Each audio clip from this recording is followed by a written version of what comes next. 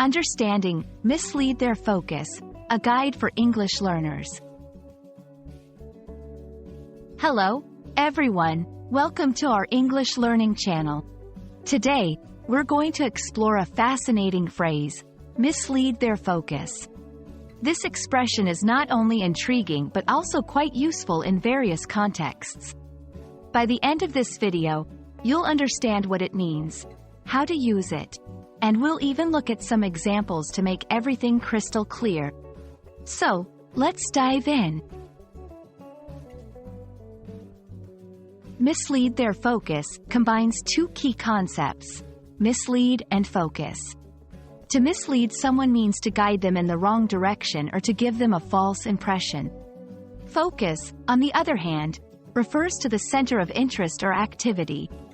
When we put these two together, the phrase generally means to divert someone's attention to something else, usually with the intention of deception or to avoid drawing attention to a particular matter.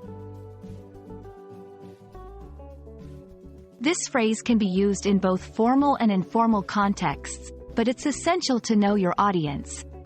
In a professional setting, you might use it to describe a strategy in business or politics, where attention is deliberately shifted away from a sensitive issue. In everyday conversation, it could refer to a more benign situation, like distracting a friend from a surprise party being planned for them.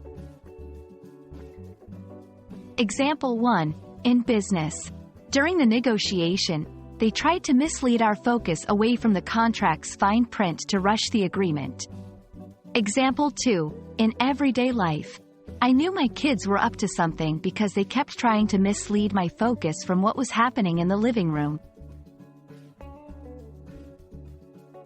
Understanding phrases like mislead their focus not only enriches your vocabulary but also improves your comprehension of nuanced language. English, with its vast array of expressions, often uses such phrases to convey complex ideas succinctly.